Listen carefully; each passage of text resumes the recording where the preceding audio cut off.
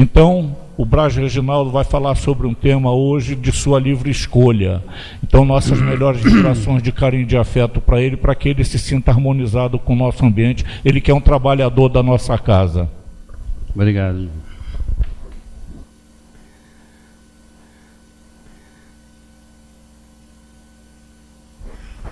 Companheiros, boa noite a todos. Esse ano o Espiritismo estará fazendo 160 anos de existência. Em termos de doutrina, é uma doutrina nova. Mas em 18 de abril estará fazendo 155 anos de existência. Antes de eu iniciar o nosso estudo propriamente dito, para não perder o hábito, eu vou contar uma pequena história. Camarada, diretor de uma grande empresa, muito estressado, resolveu passar então uns dias, passar as férias no interior. E lá está ele passando as férias, e esse lugar onde ele foi, essa cidade, havia um rio muito caudaloso, muito grande o rio, a gente quase não via a margem do outro lado. E no meio do rio havia uma ilha pluvial, e as pessoas diziam que tinha muita fauna, muita flora, muito bonita. E ele então resolveu ir lá. Só que como o rio era muito perigoso, na cidade não tinha nenhum barqueiro que tinha coragem de enfrentar a correnteza do rio. Aí disseram a ele que numa cidade próxima havia um barqueiro que atravessava. Então ele contratou o barqueiro, e lá foi ele com o barqueiro atravessar o rio. Assim que começou a atravessar, o cidadão então virou para o barqueiro e disse assim: meu amigo, você conhece alguma coisa de astronomia? O barqueiro disse: não conheço. Disse: é uma pena. Você perdeu parte da sua vida em não estudar astronomia. Tá bom. Aí mais adiante ele pergunta para o barqueiro: você conhece alguma coisa de botânica? O barqueiro diz: não senhor, não conheço nada de botânica. Ele disse: que pena. Você perdeu parte da sua vida em não estudar botânica. Aí perguntava sobre eletricidade, sobre uma série de ciências. E o barqueiro, coitado, não sei. Ele falou: você perdeu parte da sua vida. Muito bem. Lá para as tantas vem uma tora, um tronco de árvores trazida pela correnteza, bateu no rio, bateu na canoa, quebrou a canoa, e evidentemente a canoa começou a afundar. Aí o barqueiro virou-se para o camarada e disse: doutor, o senhor sabe nadar? Ele disse: não, então o senhor perdeu toda a vida. Bem, é muito importante nós sabermos bastante coisa, mas mais importante é nós sabermos o essencial para a nossa vida. E nos parece que estudar a doutrina espírita é uma coisa essencial, porque se há uma coisa certa, é que todos retornaremos à pátria espiritual. Então, estudar o espiritismo, a nosso ver, é uma questão de inteligência. Porque se for mentira, não faz nenhuma diferença. Mas se for verdade, fará. Então eu acho que é uma questão de inteligência.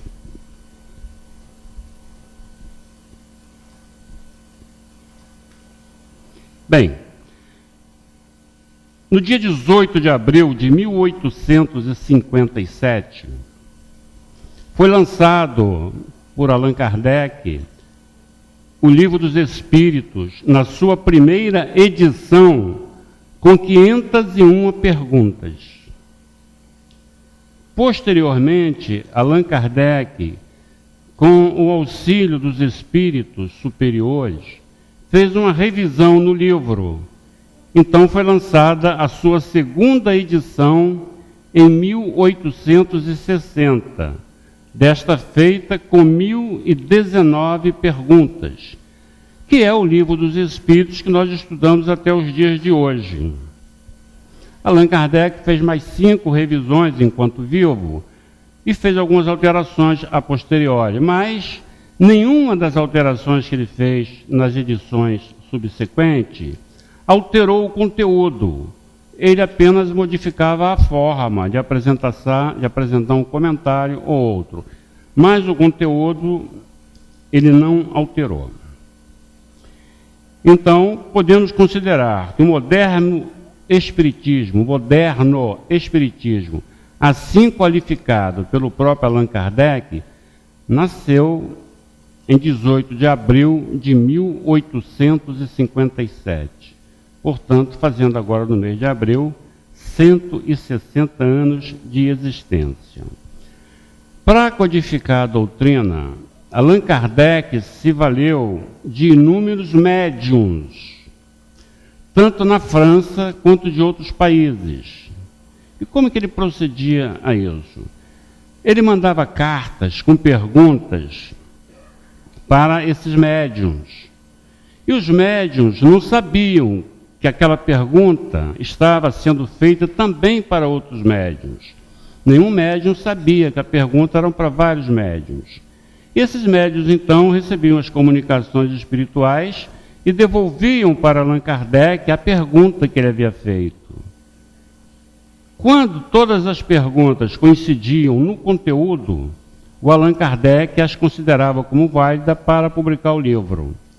Se em cada 10 perguntas houvesse uma divergente, ele preferia jogar 9 fora, no lixo, do que correr o risco de publicar uma mentira. Então, a esta indagação que Kardec fazia aos espíritos, e espíritos de vários países e lugares respondiam a mesma coisa, Allan Kardec chamou de universalidade dos ensinos dos espíritas. É um ensino universal. Então, a gente sempre salienta que não foi Allan Kardec que criou a doutrina espírita. O que Allan Kardec fez foi pesquisar e organizar de forma racional a doutrina. Então, ele codificou a doutrina de forma racional, mas não foi o criador. E a doutrina ficou calcada essencialmente em 5 livros. Então, esses 5 livros é o que eu vou citar agora. Em abril de 57, como já falamos, ele publicou o Livro dos Espíritos, que contém toda a filosofia da doutrina. Quando nós abrimos o Livro dos Espíritos, na primeira página está escrito Livro de Filosofia.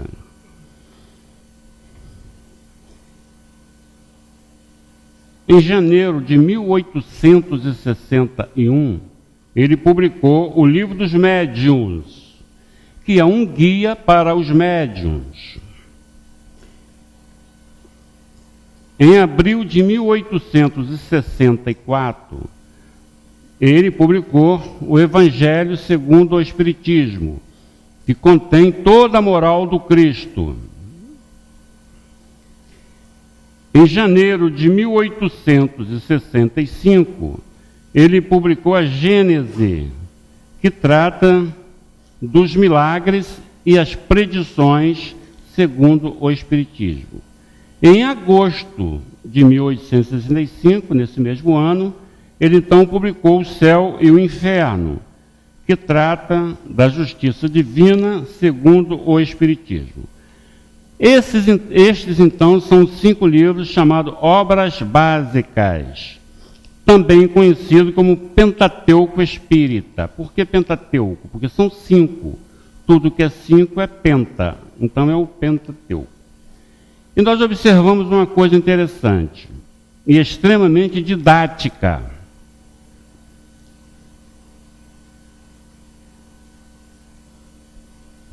O Livro dos Espíritos é dividido em 4 partes.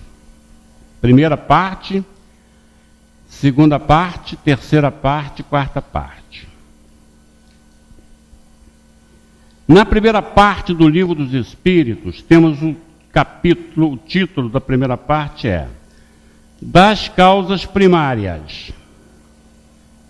Para explicar este capítulo, ele escreveu a Gênese, que é um dos livros que nós acabamos de citar. A segunda parte do Livro dos Espíritos, ele trata do mundo espiritual. E para explicar essa parte, ele editou o Livro dos Médiuns. Na terceira parte do Livro dos Espíritos, nós temos as leis morais. E para explicar essas leis, foi publicado o Evangelho segundo o Espiritismo.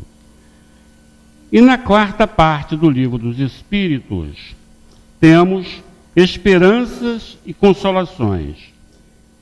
E para explicar isso, foi editado o livro O Céu e o Inferno, que trata da justiça divina segundo o Espiritismo. Então estes são os livros chamados Obras Básicas. Além desses, Kardec também publicou um outro livro, chamado O que é o Espiritismo. Aliás, eu dou uma sugestão às pessoas que querem presentear a outras que não são espíritas. Eu sugiro, geralmente as pessoas gostam de dar Nosso Lar, mas você dá Nosso Lar para quem não é espírita, provavelmente a pessoa não lerá. Então o próprio Allan Kardec sugeria que se dê para uma pessoa que não é espírita o livro que ele escreveu, chamado O que é o Espiritismo. Então é uma sugestão que nós estamos dando. E além do livro do livro que é o Espiritismo, ele publicava também as revistas espíritas, que são obras subsidiárias. Mas por que surgiu a doutrina espírita? Qual a sua finalidade? A doutrina espírita surgiu em razão de que Jesus, na sua época, não poderia dizer tudo a respeito do mundo espiritual, em razão do limite intelectual e moral do povo da sua época. Então ele rogou a Deus que mandasse, em época oportuna, um consolador que repetiria tudo o que ele havia dito, numa época oportuna. Isso para que os seus ensinos não fossem esquecidos, para que fossem revividos e principalmente vividos, através das lembranças que o Consolador faria. Portanto, o Espiritismo é o Consolador prometido por Jesus. É o que nós depreendemos ao lermos no Evangelho de João, no capítulo 14, versículos 15 a 26, a seguinte citação. Segundo João, ele repete as palavras de Jesus nesse aspecto. Disse Jesus: Eu rogarei ao Pai, e ele vos enviará outro Consolador, a fim de que fique convosco eternamente o Espírito de verdade, que o mundo não pode receber porque não o vê e não o conhece, mas quanto a vós, conhecê-lo-eis, porque ficará convosco e estará em vós, e vos fará lembrar de tudo o que vos tenho dito. Ora, o que o Espiritismo faz é exatamente cumprir essa profecia de Jesus. Portanto, o Espiritismo é o Consolador prometido. Existem pessoas que acham que o Consolador prometido será algum indivíduo que ainda virá. Não. O Consolador já veio e é uma doutrina. Agora, não aceitam isto como sendo uma verdade. Da mesma forma que muitos, até hoje, não aceitam que Jesus é o Filho de Deus, enviado para regenerar a humanidade. Muita revelação de natureza científica tem sido feita pelo Espiritismo.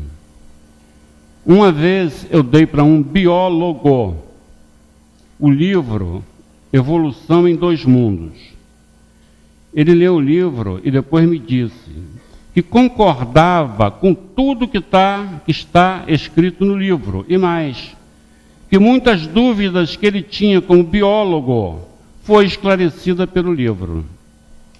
No aspecto religioso, também a doutrina tem nos trazido muita revelação através da mediunidade psicográfica, onde médiuns têm recebido notícias de passagens e atos da vida de Jesus que os livros não contam.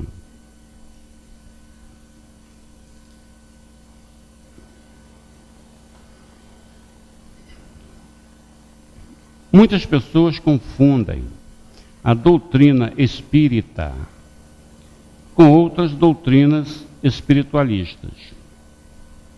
Isso porque as pessoas não estudam a doutrina espírita, porque se estudassem, não confundiriam. Todas as religiões que acreditam na existência do espírito são espiritualistas.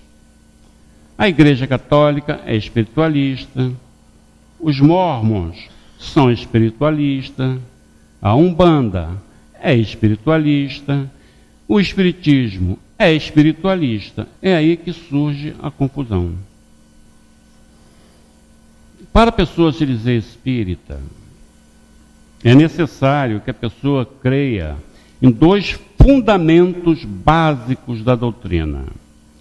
Primeiro, é que acredite na justiça da reencarnação. Segundo, é que acredite na comunicabilidade dos espíritos, ou seja, que acredite que os espíritos se comunicam com os encarnados. Ora, se as pessoas não acreditam nesses dois princípios básicos, não pode se dizer espírita. Um outro aspecto também que devemos levar em consideração, existe uma ou outra religião que acredita na reencarnação, que acredita que os espíritos se comunicam com os encarnados, e até lê livros espíritas, como, por exemplo, o Evangelho, o Livro dos Espíritos. Porém, pratica ritos de batizado, de casamento e outros rituais. Então não é uma religião espírita, porque o espiritismo não tem nada dessas práticas. E além disso, o termo espírita ou espiritista não existia. Esses dois termos, espírita e espiritista, foram criados por Allan Kardec. Ele dizia, para uma doutrina nova, palavras novas. Então, espírita e espiritista é uma denominação que Kardec deu para aqueles que seguem a doutrina espírita, como codificada por ele. Então, ainda que uma ou outra religião leia livros espíritas, porém, se pratica algum tipo de ritual, não é espírita. Então, isso gera muita confusão nas pessoas. Embora, como nós vimos na abertura feita pela Daniele, toda religião é importante.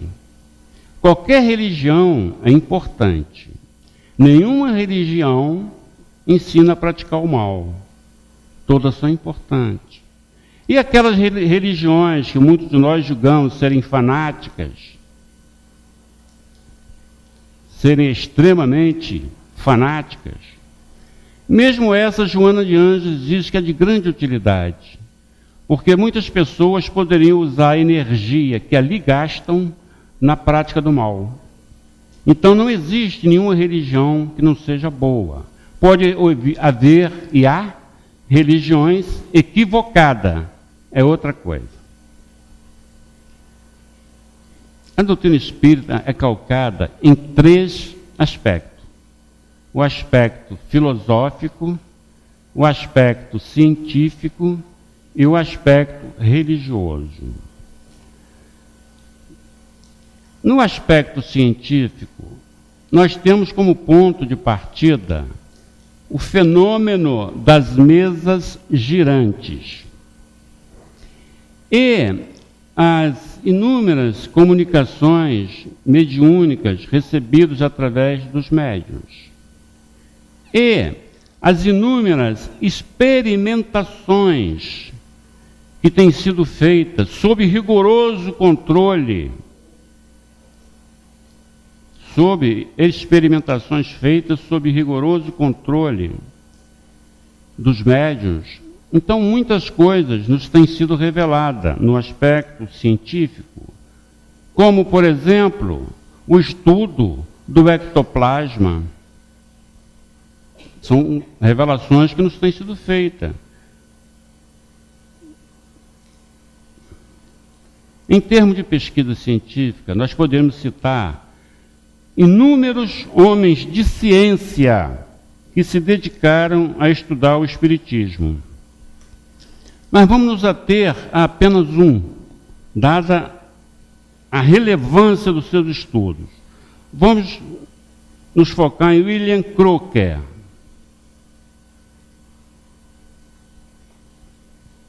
William Crookes, ele era membro da Academia de Ciências Britânicas. Quando Allan Kardec lançou em 18 de abril de 1857 o Livro dos Espíritos, causou na Europa uma verdadeira revolução cultural e moral. Então, muitos centros espíritas começaram a ser abertos, graças ao Livro dos Espíritos. Em 1872, a Academia Britânica de Ciências se sentiu incomodada com aquela avalanche de notícias espíritas que eram publicadas até na imprensa e etc. Então, a Academia de Ciências Britânica achou por bem dar um basta naquele movimento espírita e começou a divulgar que tudo que os médiuns diziam, na verdade, era charlatanismo. Nada daquilo era verdade, era tudo invenção para iludir os bobos. Então, essa Academia de Ciência Britânica incumbiu o seu mais renomado cientista, chamado William Crookes, para fazer um estudo a respeito da doutrina espírita, para desmascarar de uma vez por todas a farsa do espiritismo. William Crookes, sendo ele um homem sério, um cientista rigoroso nas suas pesquisas, foi então pesquisar a doutrina espírita para fazer o trabalho pedido pela academia. Sendo ele muito criterioso, ele teria que arranjar um médium. Como que ele poderia fazer pesquisa espírita sem um médium? Se é o médium a causa da crítica da academia, dizendo que a farsa estava nos médiuns. Sendo ele criterioso, ele não quis trabalhar com um médium adulto, já criado. Ele procurou uma criança. E ele descobriu uma menina que era conhecida como Senhorita Cooks, de 14 anos, mas que era uma médium. Com 14 anos, ainda menina, já era conhecida como uma grande médium de efeito físico. Então, William Crookes foi trabalhar com essa menina, fazer pesquisas com ela. Pois bem, depois de algum tempo de seus estudos com a Senhorita Cooks, se materializou na frente dele um espírito que disse se chamar Kate King, o espírito de uma mulher. E ele então passou a fazer experiências com esse espírito. Ele tirava pressão arterial, batimento cardíaco e pesava. Todas as vezes que ela aparecia, ele pesava, tirava o batimento cardíaco, tirava a pressão e anotava. E a Kate King, ela sentava no sofá da sala dele, porque naquela época era comum os cientistas terem seus laboratórios na própria casa, nos porões, geralmente. Então, a Kate King sentava no sofá da sala, conversava com ele, com a esposa e com a filha do William Crookes. Por vários anos, ele fez pesquisa com a Kate King. E na hora que ela ia embora, ela se despedia, e às vezes ela saía, ela ia se desmanchando aos poucos. Aí ia assim se desfazendo, a ponto de ficar uma névoa. e de outras feitas ela desaparecia abruptamente. Então ela se materializava, desmaterializava e permitia que o William Crookes fizesse com ela todo e qualquer tipo de experiência, indagação e exame. Vejam a que nível chegava a sua materialização. Pois bem, então William Crookes, ao fim de alguns anos de trabalho, apresentou o seu relatório à Academia Britânica de Ciências. E nesse relatório ele disse que tudo que o Espiritismo falava era verdade. Então a Academia de Ciências acabou dando um tiro no próprio pé. É tão importante o estudo de William Crookes que todos os grandes escritores espíritas o citam as suas pesquisas. Ernesto Bozano cita, Gabriel Delane cita, Leon Denis cita, Bezerra de Menezes cita, enfim, todos os grandes escritores espíritas se valem das pesquisas de William Crookes. Veja então a relevância do trabalho desse cientista. No aspecto filosófico, temos as perguntas, as interrogações, o porquê das coisas, qual a origem do homem, qual a causa da dor, como vivem os espíritos, qual o objetivo da reencarnação. No aspecto religioso, o Espiritismo não é uma religião formalmente estruturada, porque ela não tem sacerdotes, não tem bispos e não tem pastores. Qualquer um de vocês pode chegar aqui, onde eu estou, e fazer o estudo da noite, desde que estude a doutrina. Então, qualquer estudioso da doutrina pode ocupar a tribuna espírita. Não há essa estrutura que as igrejas costumam ter. Mas, no entanto, nós podemos considerá-la uma religião, porque ela restaura o Evangelho do Cristo, ela prega a moral do Cristo e foi revelada aos homens pelos Espíritos enviados de Deus. Então ela é uma religião nesse aspecto. O Espiritismo tem como metas principais destruir o materialismo e levar luz às consciências. Ou seja, levar a luz onde há trevas. A exemplo de Francisco de Assis, que dizia: Pai, fazei com que eu leve a luz onde haja trevas. Essas duas coisas, destruir o materialismo e levar luz às consciências, são os objetivos principais da doutrina espírita. Costuma-se dizer, espiritismo também é cultura. E de fato é.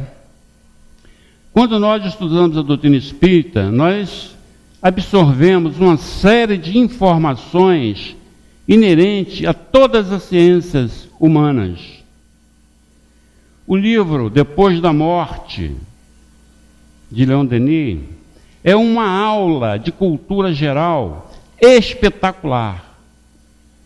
É tão impressionante a aula de cultura geral contida no livro Depois da Morte, que impressionou o próprio Eurípides Barçanufo. Então o Espiritismo é realmente cultura.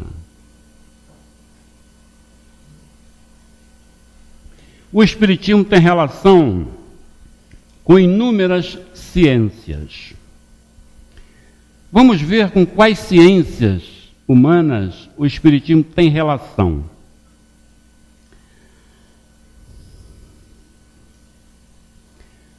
Quando fala das causas primárias, do porquê da vida, da origem do ser, da causa da dor, do princípio das coisas, assume o caráter de filosofia. Quando trata de Deus como inteligência suprema do universo e causa primária de todas as coisas, das provas da existência de Deus, dos atributos da divindade, das penas e gozos futuro, está entrando no campo da teologia.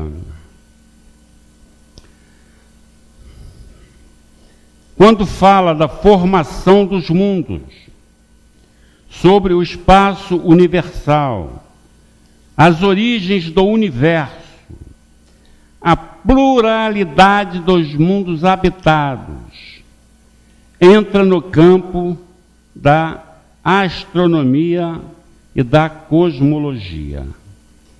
Há algum tempo atrás, a NASA divulgou a descoberta de 7 novos planetas. E diz lá o cientista da NASA que existe muita probabilidade de haver vidas nestes planetas. A revista Veja, da semana passada, trouxe uma reportagem a respeito desses satélites, desses planetas que a NASA descobriu, e o título da matéria é 7 novas chances de vida. Está aqui. 7 novas chances de vida. Falando justamente da possibilidade de vida nesses planetas. O fato é que, mais cedo ou mais tarde, será revelado que realmente existem vidas de outros planetas. Os cientistas não se perguntam mais se existe vida. Os cientistas não fazem mais essa pergunta. Eles não perguntam se existe vida. Eles perguntam quando nós vamos provar isso. Essa é a pergunta atual do cientista. Então, quando mais cedo ou mais tarde a ciência dizer que existe de fato vidas em outros planetas, para quem estuda a doutrina espírita, não será nenhuma novidade. Por quê? Em 1857,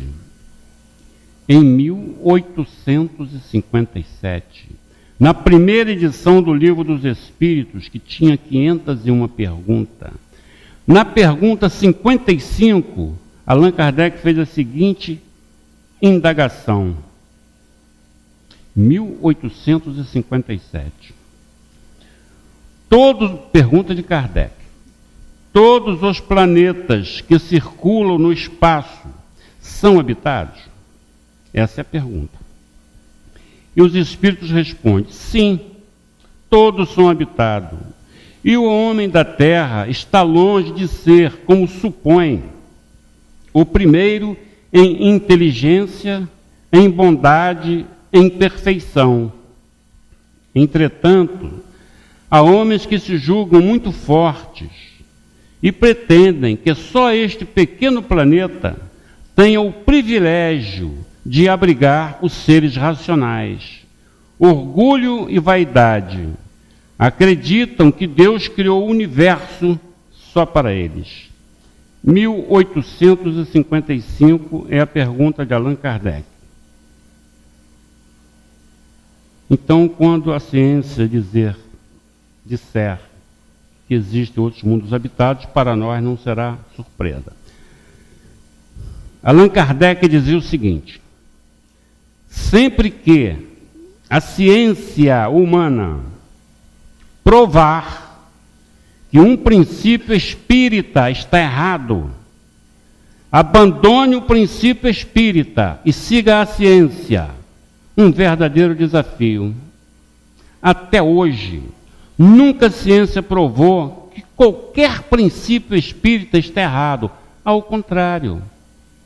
Volta e meia a ciência descobre alguma coisa confirmando o que a doutrina diz. Como é o caso desses 7 planetas aí que tem grande probabilidade de ter vida.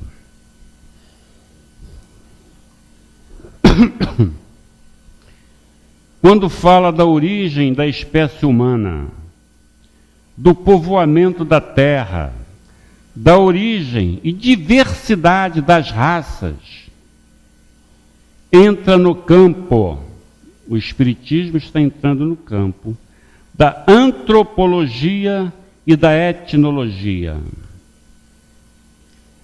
Quando fala do casamento, da poligamia, dos meios de conservação, dos flagelos destruidores, das guerras, dos assassinatos, da necessidade de vida social, dos laços de família, das desigualdades sociais, do estado da natureza, da marcha do progresso, está entrando na área da sociologia e da psicologia social.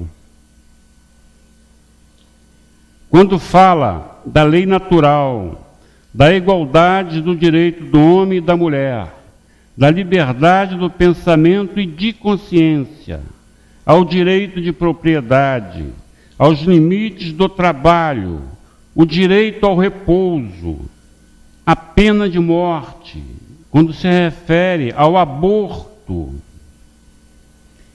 está entrando na área do direito ou da ciência jurídica.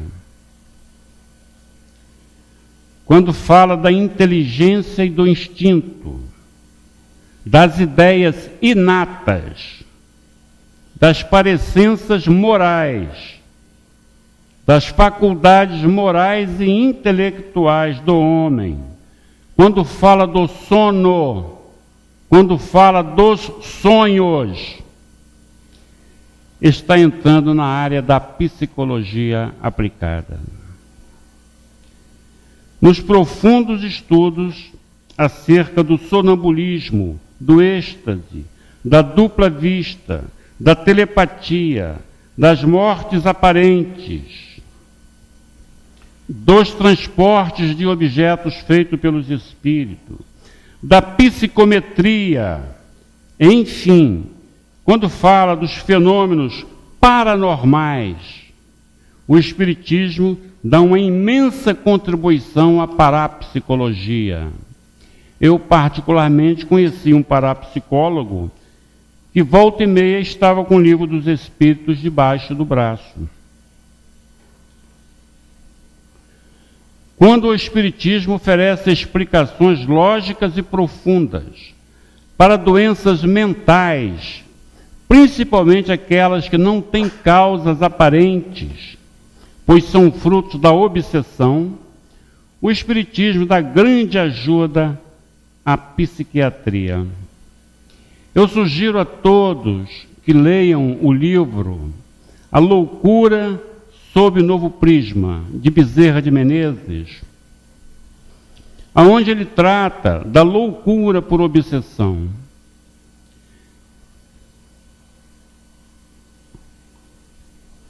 Ele, inclusive, nesse livro, explica como é o método, qual é a técnica utilizada pelos obsessores para induzir um indivíduo à loucura. Está no livro, A Loucura sob Novo Prisma, de Bezerra de Menezes. Então, o Espiritismo dá uma enorme contribuição à psiquiatria. A esse respeito, Allan Kardec dizia o seguinte: metade das pessoas que estão internadas nos hospícios como loucas, não são loucas, são obsidiados. Palavras de Kardec. Quando o Espiritismo fala da formação dos seres, da vida e da morte, dos obstáculos à reprodução, quando fala do princípio vital, da escala dos seres orgânicos, está dando uma grande contribuição à biologia.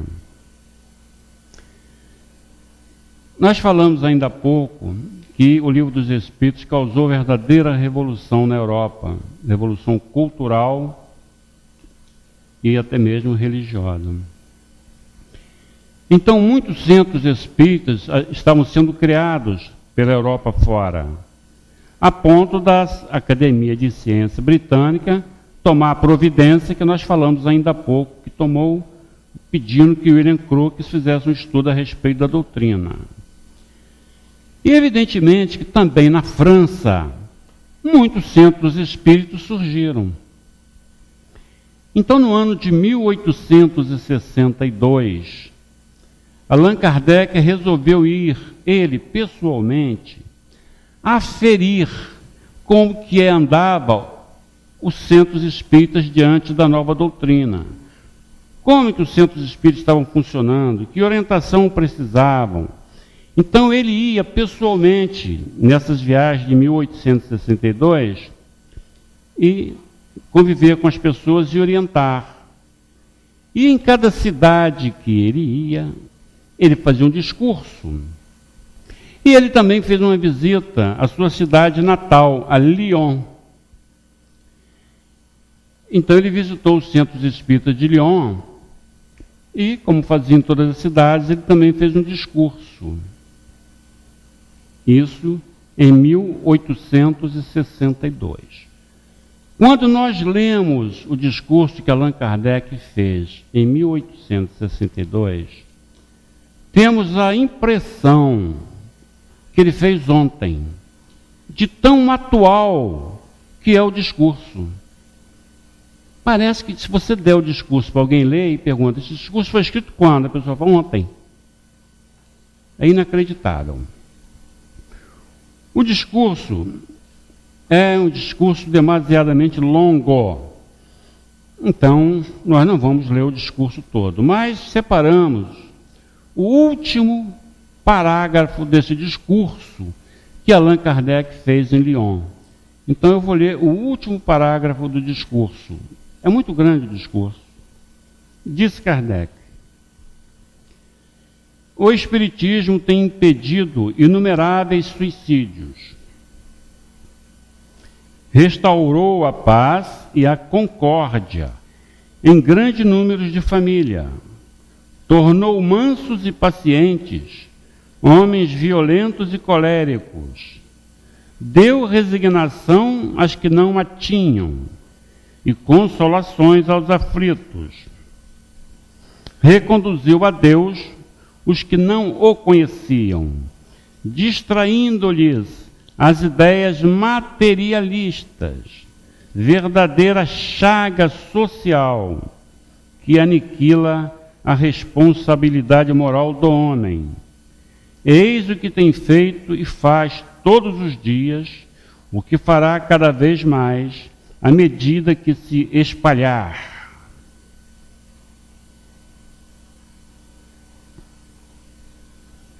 Nesse final, a gente observa que Allan Kardec fala de suicídio e fala da ambição desmedida. O suicídio, a quantidade de suicídio que existe ainda hoje é muito grande. A doutrina espírita tem evitado milhares de suicídios.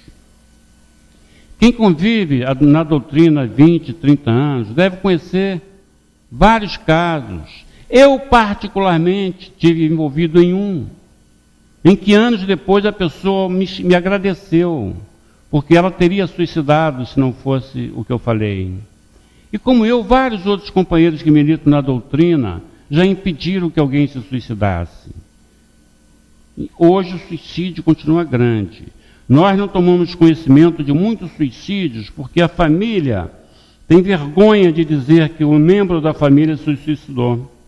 E também porque a igreja não celebra a missa para suicida. Então, mas o número é grande. E a doutrina espírita tem evitado aos milhares os suicídios. Nós temos tido e visto nessa operação chamada Lava Jato a quantidade de ex-autoridades, de pessoas de poder que estão presas. O ex-governador do Rio de Janeiro, Sérgio Cabral, bem como sua esposa, também estão presos. E olha o que Kardec diz, como nós acabamos de ver no discurso dele, referente à ganância materialista. Verdadeira chaga social que aniquila a responsabilidade moral do homem. Companheiros, Que Deus nos abençoe.